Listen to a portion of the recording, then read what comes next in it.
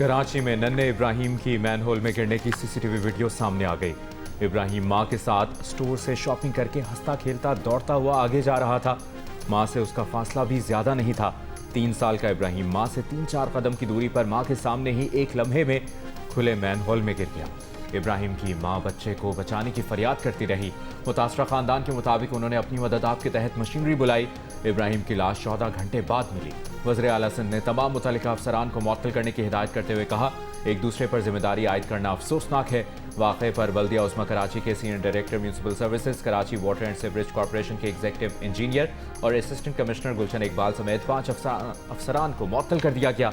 वाक़े की तहकीकात के लिए कराची पुलिस चीफ की सरबराही में 3 रुकनी कमेटी बना दी गई।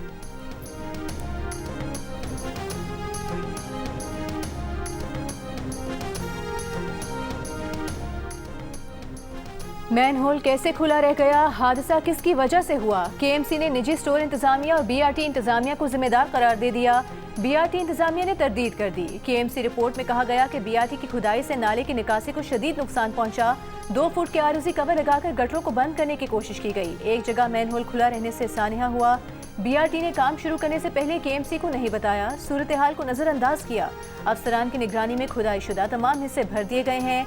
बीआरटी इंतजामिया ने रिपोर्ट पर रद्द-ए-अमल में कहा कि वाक़े के मुकाम या आसपास बीआरटी रेड लाइन की कोई खुदाई या तामीराती सरगर्मी नहीं। जो खुदाई की गई और बाद में बंद की गई वो वाक़े की जगह से तकरीबन 300 मीटर दूर है। हादसे के मुकाम या उसके करीब किसी किस्म का कोई सिविल वर्क नहीं हो रहा। बीआरटी के काम मुतालिका इदारों से एनओसी हासिल करने के बाद शुरू किए गए। बीआरटी पर सीवरेज या नाले के बुनियादी ढांचे की मुरम्मत की कोई जिम्मेदारी नहीं है।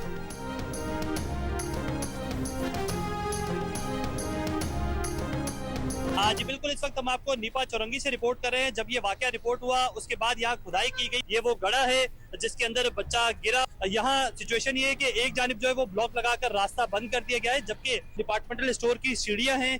यहाँ से लोगों की आमदोरफ्त जारी है। यहाँ से अगर कोई बच्चा गुजर रहा हुआ तो एक और सानिया जो है वो रिपोर्ट हो सकता है। उस स्पॉट पर मौजूद है जहाँ से बच्चे की डेड बॉडी रिकवर की गई। और इस घड़े की सिचुएशन आप देख सकते हैं कि इसके दोनों तरफ जो है छोटे छोटे से ये ब्लॉक्स लगाकर इसे जो है वो कवर किया गया है। जबकि तहकीकाती कमेटी की जानिब से तो ये दावा किया गया कि तमाम तर गड़े यहाँ भर दिए गए, लेकिन तमाम तर ट्रैक के जितने भी गड़े थे वो वैसे के वैसे ही मौजूद हैं। कराची में नीपा के करीब गटर में गिरकर इब्राहिम की हलाकत के बाद सड़क पर खोदे गए गड्ढे बंद करने का तहकीकाती कमेटी का दावा गलत निकला।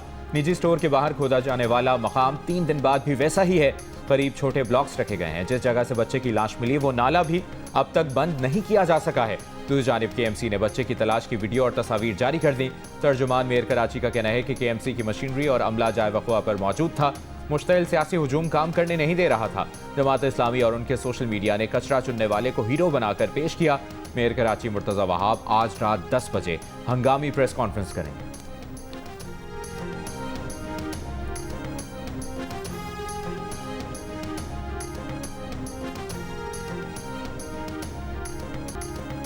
म्यांमार की फौज का ऑनलाइन धोखाधड़ी में मुलविस फ्रॉड कॉल सेंटर्स के खिलाफ क्रैकडाउन। नौकरी का झांसा देकर बुलाए गए 38 पाकिस्तानियों समेत सैकड़ों गैर मुल्की बाजियाब।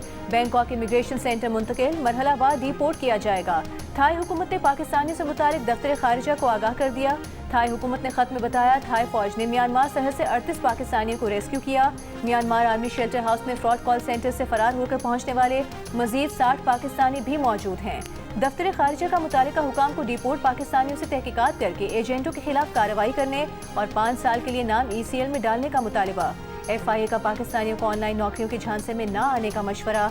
कहा थाईलैंड, म्यांमार और कंबोडिया में फ्रॉड कॉल सेंटर्स नौकरियों का इश्तिहार देकर नौजवानों को वर्क वीजा पर बुलाते हैं और कैद करके जबरदस्ती काम लेते हैं।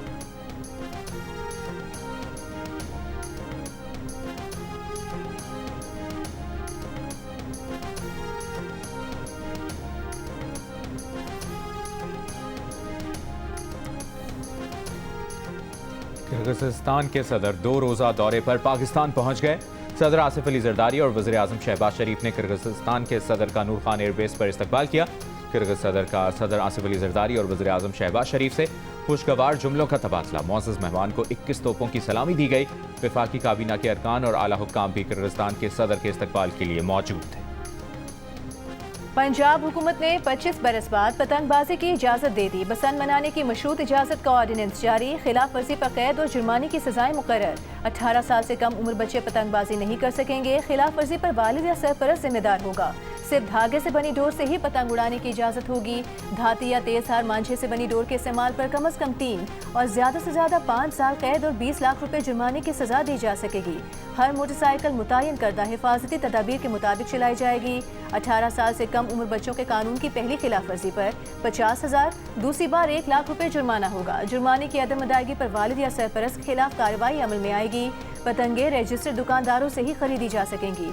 पंजाब के सीनियर वजीर मरियम औरंगजेब का कहना है, बसंत ऑर्डिनेंस पर 8 महीने काम हुआ। तमाम स्टेक होल्डर से मुशावरत के बाद ऑर्डिनेंस पास किया। बदकिस्मती से नई नस्ल तवील अरसे तक इस त्यौहार को मनाने से महरूम रही।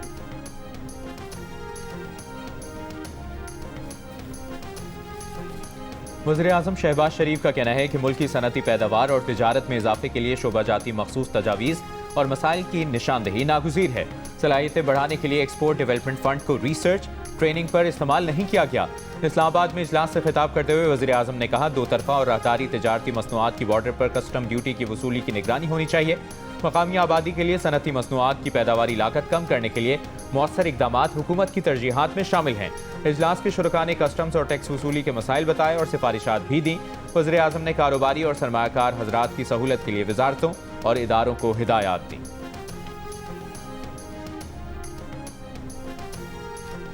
जब आप किसी को हक देते हो, वो हक जब आप छीनते हो, जो भी आपका जस्टिफिकेशन होगा उसका बैकलैश होता है। एंड बैकलैश भी चले हम संभाल देते। अगर वफाकी हुकूमत ने ऐसा कोई परफॉर्मेंस हमें दिखाया कि हम समझते कि आपने इस मैदान में इतना कमाल कर दिया और अब आप हमारा तालीम भी ले ले और आप हमारा पॉपुलेशन कंट्रोल भी ले ले, सिंध का हक छीनने की कोशिश करेंगे तो रद्द अमल आएगा। 18वीं तरमीम पर बिलावल का कड़ा पैगाम, कहा बात चल रही है, इस्लामाबाद चाहता है तालीम और बहबूद आबादी के हुकूक अपने पास रखे, ये गलत होगा। विफाक ने बानी PTI के दौर में NICVD भी छीनने की कोशिश की।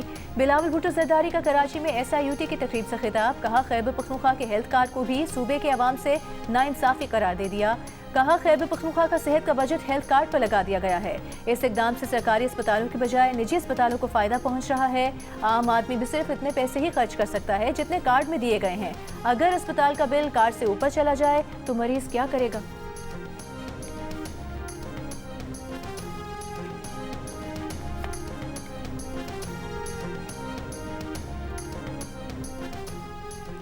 Commander Royal Saudi Land Forces Lieutenant General Fahd bin Saud Al Juhani का GSQ का दौरा, फील्ड मार्शल सैयद आसिम मुनीर से मुलाकात किया। ISPR के मुताबिक मुलाकात में बाहमी दिलचस्पी के उमूर, खित्ते की सलामती और दो तरफा दिफाई ताउन बढ़ाने पर गुफ्तगू की गई।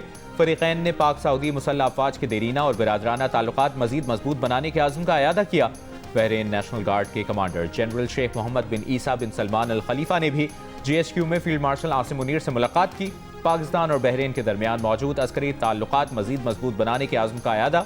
ISPR के मुताबिक फील्ड मार्शल ने हर शोबे में बहरीन के साथ ताउन जारी रखने के आज़म का इजहार किया। बहरीन नेशनल गार्ड के कमांडर ने पाक फौज की पेशावराना सलाहियतों को सराहा। कौमी एयरलाइन की निजकारी के लिए बिडिंग 23 दिसंबर को होगी। बिडिंग का अमल मुल्क भर में TV पर बराह रास्त नशर किया जाएगा। वज़ीर-ए-आज़म शहबाज शरीफ का ऐलान, कौमी एयरलाइन की निजकारी में हिस्सा लेने वाली कंपनियों के नुमाइंदों से मुलाकात में कहा, उम्मीद है जो भी बिडिंग के बाद ये जिम्मेदारी संभाले वो एयरलाइन के तशख्खुस की बहाली पर तमाम तवानाइयाँ सर्फ करेगा। कौमी एयरलाइन की दुनिया भर में परवाजों की बहाली से समुद्र पार मुकीम पाकिस्तानियों के लिए सहूलत होगी।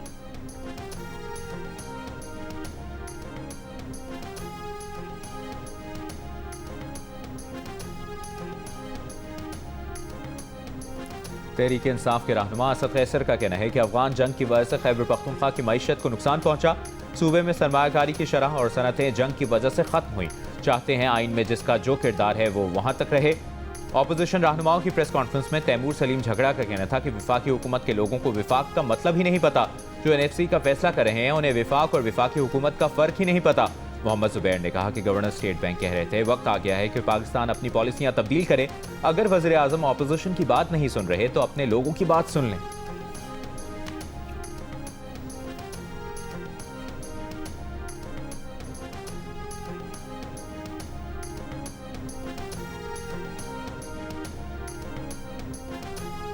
वज़ीर आला पंजाब मरीम नवाज का 1 जनवरी से मसाजिद के इमामों को एजाज़े की अदायगी का हुक्म। पंजाब भर से इमाम मसाजिद के तकरीबन 63,000 रजिस्ट्रेशन फॉर्म वसूल किए जा चुके हैं। असिस्टेंट कमिश्नर्स को हर माह इमाम मसाजिद को मदऊ करके मीटिंग करने की हिदायत। इजलास में मरीम नवाज की हसास एरियाज में मुसलसल कॉम्बिंग ऑपरेशन जारी रखने की हिदायत। गैर कानूनी तौर पर मुकीम अफगानों के खिलाफ ऑपरेशन जारी रखने का हुक्म।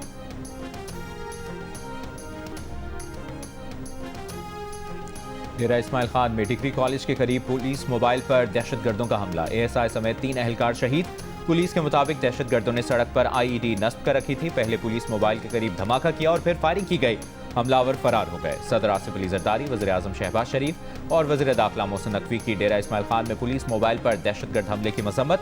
वज़ीर दाखिला ने कहा कि मुल्क से दहशतगर्दी के मुकम्मल खात्मे तक इसके खिलाफ जंग जारी रखेंगे।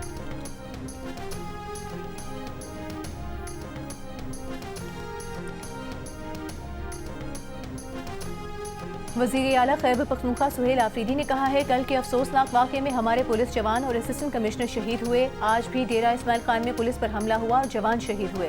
इससे पहले बाजौर में भी एक असिस्टेंट कमिश्नर और पुलिस के जवान शहीद हुए। हमारी फौज, एफसी, पुलिस, सीटीडी और इंटेलिजेंस इदारों ने कुर्बानियाँ दी हैं। यकीन दिलाते हैं खैबर पख्तूनख्वा हुकूमत सूबे में अमन बहाल रखने में संजीदा है। पेशावर में पुलिस फोर्स और सिविल अफसरान के दरबार से खिताब करते हुए सुहेल आफरीदी ने कहा कि सूबे में हर हाल में अमन बहाल करेंगे। पुलिस को बुलेट प्रूफ गाड़ियाँ, जदीद असलहा और एंटी ड्रोन सिस्टम फराहम कर रहे हैं।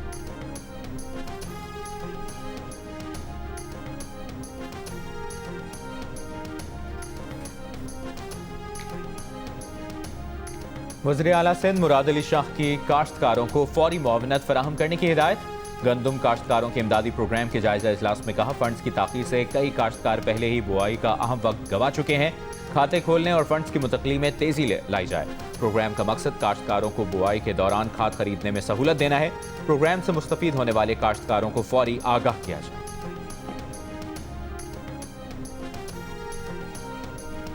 वज़ीर आला बलूचिस्तान सरफराज बुगटी की ज़रिए सदारत आला सतह का इजलास। एडिशनल चीफ सेक्रेटरी दाखिला ने ब्रीफिंग में बताया, फितनल हिंदुस्तान और फितनल खवारिज के खिलाफ मौसर कार्रवाइयाँ जारी हैं।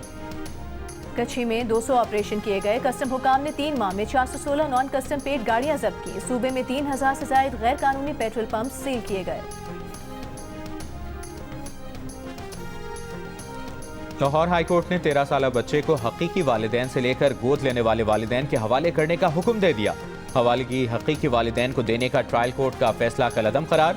अदालत ने फैसले में कहा, सुप्रीम कोर्ट के फैसले के मुताबिक बच्चे की राय को अहमियत देना जरूरी है।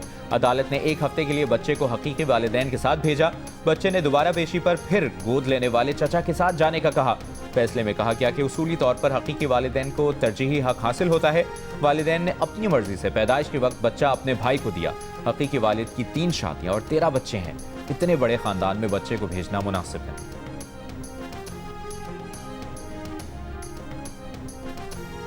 जैसे स्पेशल पर्सन लोग हैं ना, उनको सपोर्ट किया जाए, उन्हें हर हवाले से लाइफ में उन्हें जॉब्स दी जाएं। मैंने ग्राफिक डिज़ाइनिंग का कोर्स किया और मैंने फ्रीलांसिंग की तरफ मैंने देखा कि बहुत सारे लोग अर्निंग कर रहे हैं, तो उस हवाले से फिर मैं इस तरफ मैंने अपनी स्ट्रगल स्टार्ट की। चिन्योट का नौजवान बशारत मेहदी पोलियो के बावजूद ओपन मेरिट पर पुलिस में शमूलियत इख्तियार करके सबके लिए मिसाल बन गया।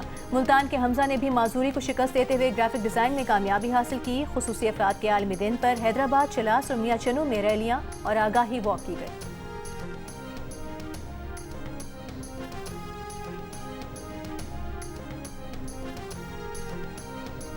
वफाकी वज़ीर ख़जाना मोहम्मद औरंगज़ेब का कहना है कि IMF की रिपोर्ट हुकूमत की दरखास्त पर तैयार की गई। रिपोर्ट की कई सिफारिशात पर अमल जारी है। अफसरान के असासों की डिक्लेरेशन पर काम जारी है। असासों की तफसील वेबसाइट पर जारी की जाएगी। रिपोर्ट पर लाहे अमल 31 दिसंबर से पहले बना लिया जाएगा। कौमी असम्बली की कायमा कमेटी खजाना के चेयरमैन नवीद कमर बोले, IMF की रिपोर्ट पार्लियामेंट और हुकूमत के खिलाफ है। वज़ीर ख़जाना ने कहा कि इस रिपोर्ट को किसी के खिलाफ न समझा जाए। नवीद कमर ने कहा कि इस मामले पर माहिरीन को बुलाकर अलहदा से ब्रीफिंग लेंगे। इजलास में इनकम टैक्स ऑर्डिनेंस के 3रे तरमीमी बिल पर भी गौर। वज़ीर मुमलिकत बराए ख़जाना बिलाल अजहर कियानी ने कहा, मामले पर वज़ारत क़ानून और अटॉर्नी जनरल से मुशावरत करके कमेटी को आगाह करेंगे।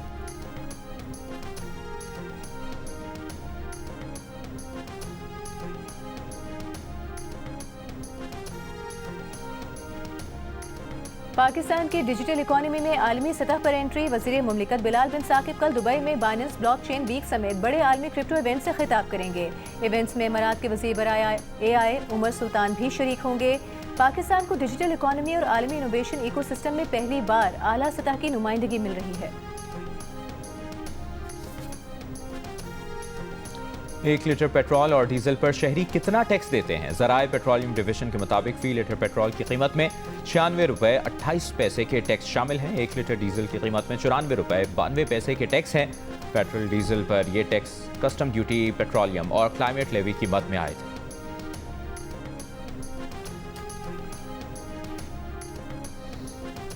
स्पीकर पंजाब असेंबली मलिक मोहम्मद अहमद खान का कहना है, इख्तियारात बांटने से चीज़ें बेहतर होती हैं, बात करने से ही मसाइल का हल निकाला जा सकता है।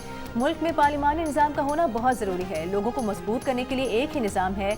लाहौर में तकरीब से खिताब करते हुए कहा कि कसूर की फ़ज़ा बहुत आलूदा है, वहाँ सांस लेना मुश्किल है। कसूर में कुछ कारोबारी अफराद चंद पैसों के लिए लोगों में मौत बांट रहे हैं।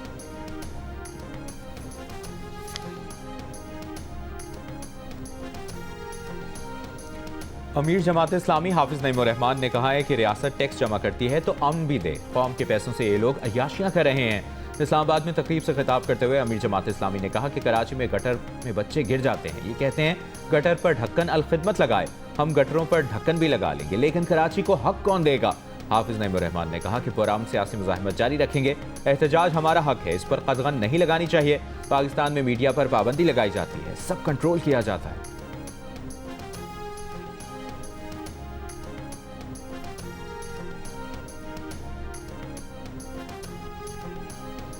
वज़ीर आला सिंध मुराद अली शाह का कहना है, पब्लिक प्राइवेट पार्टनरशिप की सबसे बेहतरीन मिसाल महकमा सेहत है। SIUT सिंध हुकूमत का प्रोजेक्ट है, लेकिन ये अकेले नहीं कर सकते थे। कोई निजी अस्पताल हमारे साथ पब्लिक प्राइवेट पार्टनरशिप करना चाहे तो उसे खुशामदीद कहेंगे।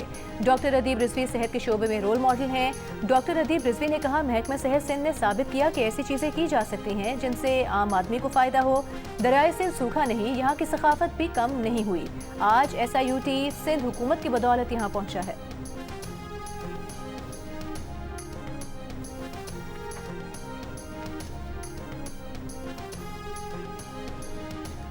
गवर्नर पंजाब सलीम हैदर ने कहा है कि पाक फौज ने भारत को शिकस्त देकर दुनिया में पाकिस्तानियों का सर फख्र से बुलंद कर दिया।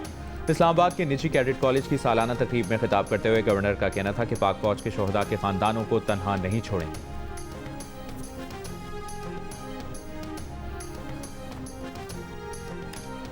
गवर्नर सिंध कामरान खान टिसूरी के मुत्तहदा अरब इमारात के 54वें यौम इत्तेहाद की तकरीब में बतौर मेहमान खुसूसी शिरकत।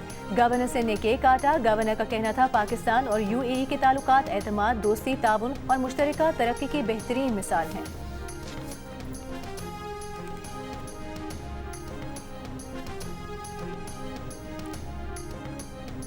नायब वज़ीर आज़म इसहाक डार का कहना है कि मई में पाक भारत जंग खतरनाक साबित हो सकती थी। पाकिस्तान ने अपने आज़म और सलाहियत दोनों का मुजाहिरा किया, जारियत को रोका और डिटरेंस को मजबूत किया। अमरीका ने अहम किरदार अदा करते हुए नाजुक और आर्जी अमन कायम कराया। नेट सिक्योरिटी प्रोवाइडर का तस्वुर अब दफन हो चुका। उन्होंने कहा कि जम्मू कश्मीर के तनाज़े का मुनसिफाना और देर पा हल नागुज़ीर है। जनूबी एशिया के ममालिक को अपने मसाइल के हल के बारे में संजीदगी से सोचना होगा। मुश्तरका खुशहाली के लिए इलाकाई रवाबित अहम है।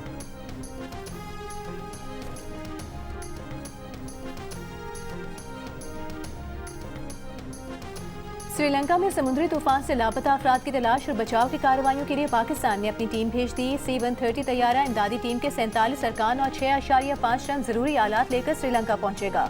पाकिस्तान के बहरी जहाज और हेलीकॉप्टर पहले ही श्रीलंका में इमदादी कार्रवाइयों में मसरूफ हैं।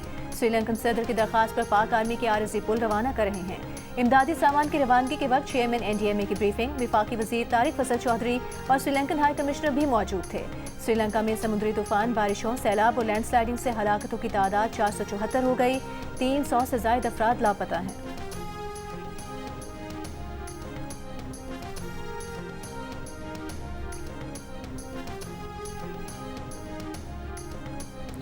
व्हाइट हाउस के करीब फायरिंग करके एक नेशनल गार्ड को हलाक और दूसरे को शदीद जख्मी करने वाले अफगान शहरी का इल्जामात तस्लीम करने से इनकार। 29 साल के अफगान शहरी रहमानुल्लाह ने अस्पताल के बिस्तर से वीडियो लिंक पर इल्जामात मुस्तरद किए। अदालत का मुलजिम को हिरासत में रखने का हुक्म। अफगान वज़ीर ख़ारजा आमिर खान मुत्तकी का कहना है कि वाशिंगटन में फायरिंग के वाक़े से अफगान हुकूमत या अवाम का कोई लेना देना नहीं है।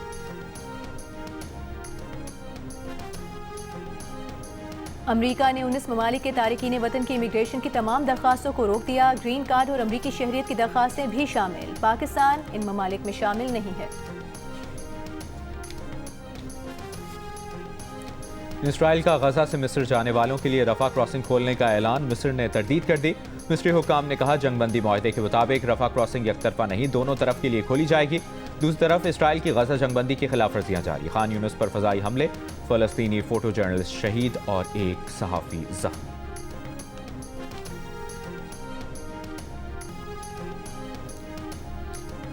पाकिस्तान में 2 दिहाइयों बाद टॉप लेवल स्क्वॉश टूर्नामेंट की वापसी हुई है। पीएसए वर्ल्ड टूर का गोल्ड इवेंट कराची ओपन 6 जनवरी से कराची में होगा, जिसमें मजमूई तौर पर $2,40,000 से जायद की इनामी रकम तकसीम की जाएगी।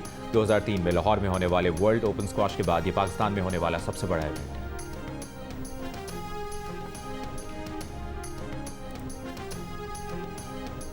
कायद-ए-आज़म ट्रॉफी के फाइनल के तीसरे दिन कराची ब्लूज ने सियालकोट रीजन्स के खिलाफ 1 विकेट के नुकसान पर 202 रन बनाकर सियालकोट रीजन्स पर 276 रन की बढ़तरी हासिल कर ली। अब्दुल्ला फजल 104, हारून अरशद 55 रन बनाकर क्रीज पर मौजूद हैं। इससे कबल सियालकोट रीजन्स की टीम पहले इनिंग्स में 266 रन बनाकर आउट हो गई थी। जंग और जियो के इश्तराक से आर्ट्स काउंसिल कराची में जारी वर्ल्ड कल्चर फेस्टिवल के 34वें रोज बैनुल-अक़वामी और पाकिस्तानी मुसव्विरों की तस्वीरी नुमाइश हुई। 22 से ज़ायद आर्टिस्टों के फनपारे रखे गए। रहनुमा पीपल्स पार्टी फरियाल डालपुर ने नुमाइश का इफ्तिताह किया। UAE के कौमी दिन की मुनासबत से नुमाइश का भी इनेकाद। अरबी गानों पर तलवारों के साथ सकाफती रक्स पेश किया गया। UAE के काउंसिल जनरल डॉक्टर बखीत अतीक अल-रुमैती की भी शिरकत।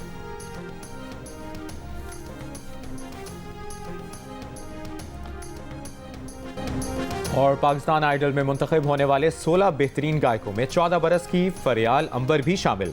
फरियाल अंबर क्लासिकल भी गाती हैं। फरियाल के वालिद ने बताया कि फरियाल के शौक के पेश नज़र बचपन से ही इसके लिए गाने की बाकायदा तालीम का इंतज़ाम कर रखा है।